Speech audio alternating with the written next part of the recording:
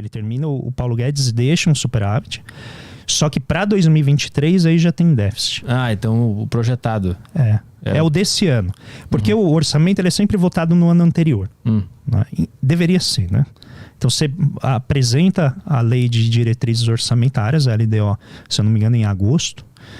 E aí você convence o Congresso vai lá, entra as emendas, cada um começa a dizer como que vai gastar, né? Tem toda aquela interação e negociação com o Congresso. E aí é aprovada essa lei.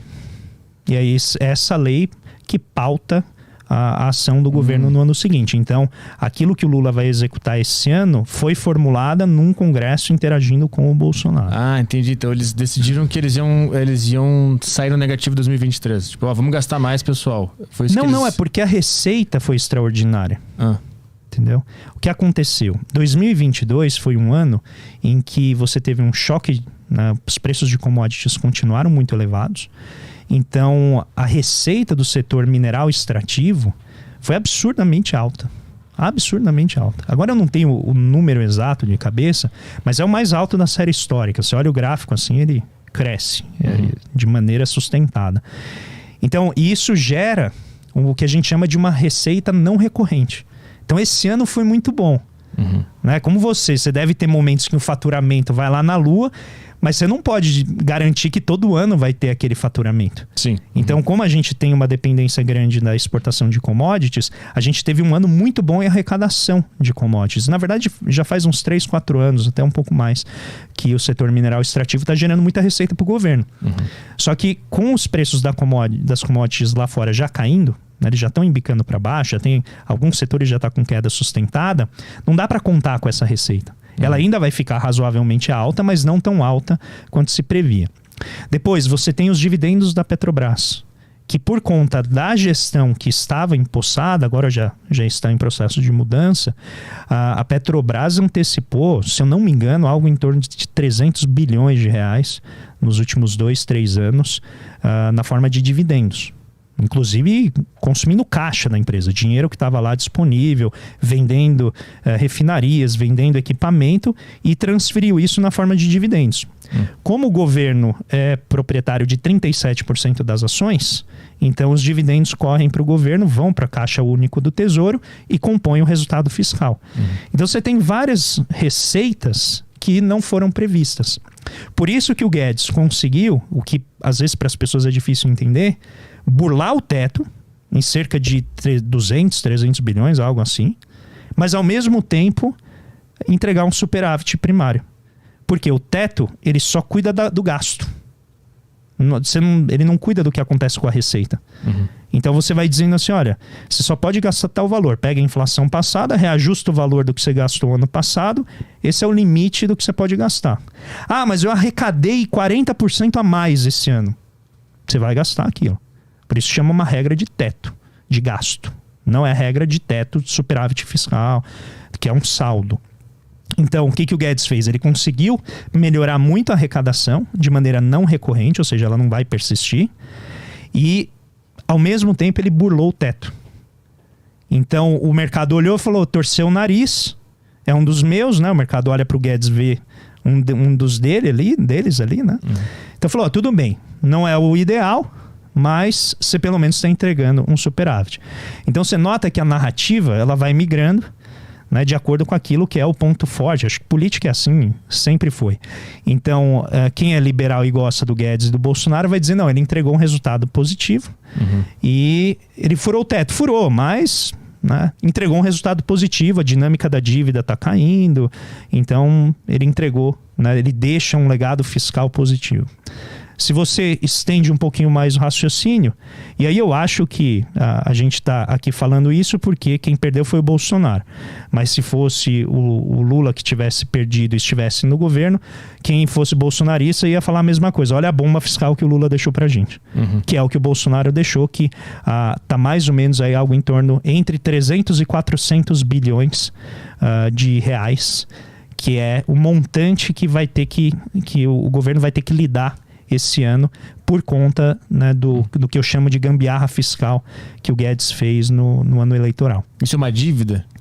Não é uma dívida. Pode ser um déficit que vai aparecer, por exemplo, se não entrar receita. Porque no orçamento a única coisa que você controla é gasto. A receita você não tem como saber se vai entrar. Porque depende de atividade econômica, nível de formalização, né? As pessoas pagam as contribuições, pagam o imposto de renda direto na fonte.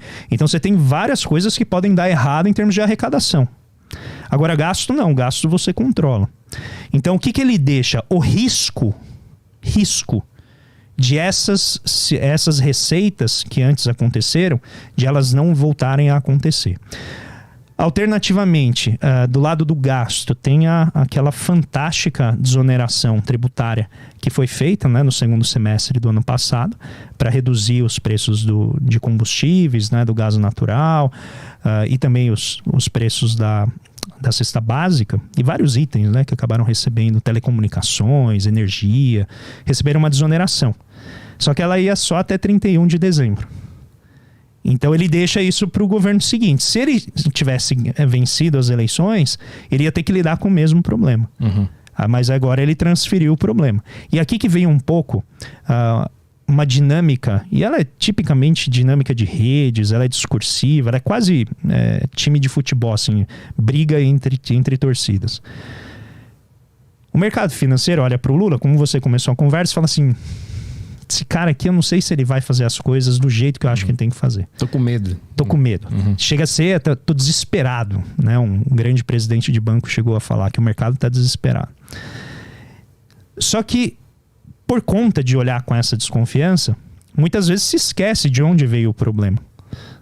Novamente, o Lula assumiu faz 10 dias. Na minha sensação, parece que ele assumiu faz um ano.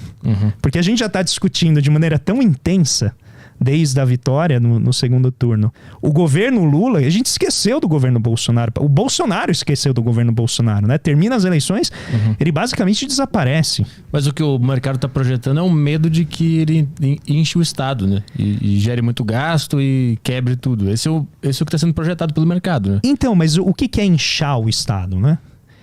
Quando a gente olha os dados fiscais, o governo Bolsonaro entregou as contas com algo em torno de 19% do PIB, em termos de gasto. Tá? A gente arrecada 32%, mas 13% automaticamente volta na forma de transferências, que é INSS, né, Previdência, pensões e tal. Então ele gasta ali 19% do PIB. Ele entregou com 19%, que foi mais ou menos o que ele recebeu.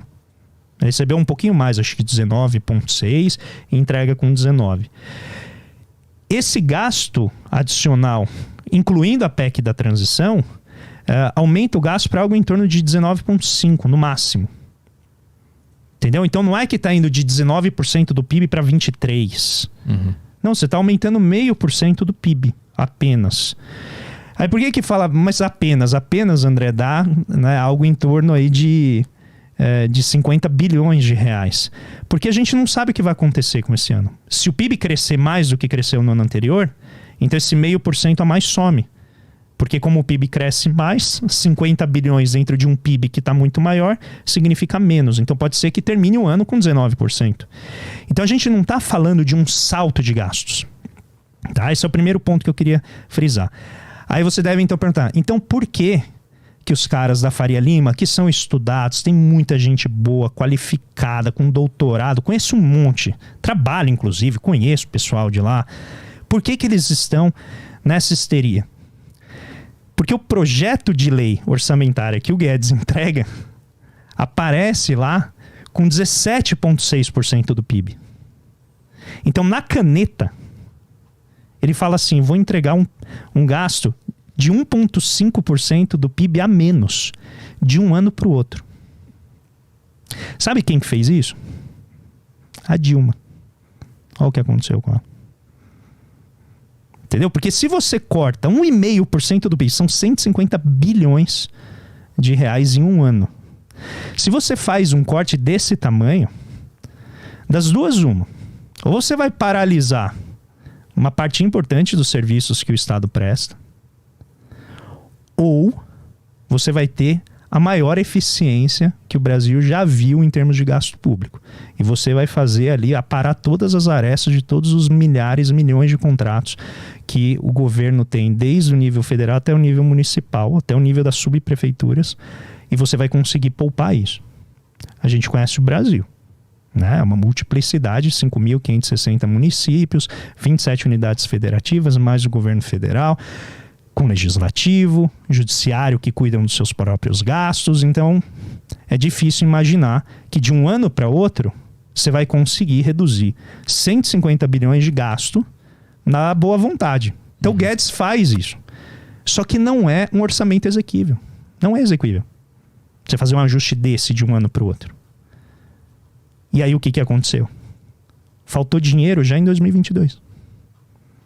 Lembra que estava paralisado, ele não conseguia executar, faltou pagamento de bolsa de estudo, o caminhão-pipa que atende dezenas de cidades do Nordeste que não tem acesso à água, mesmo tendo cisternas, por conta da seca recente, tem dificuldade de receber água, assim, para função básica de vida. A gente está falando de farmácia popular, a gente está falando de gastos elementares que são sustentação para milhões de pessoas no Brasil.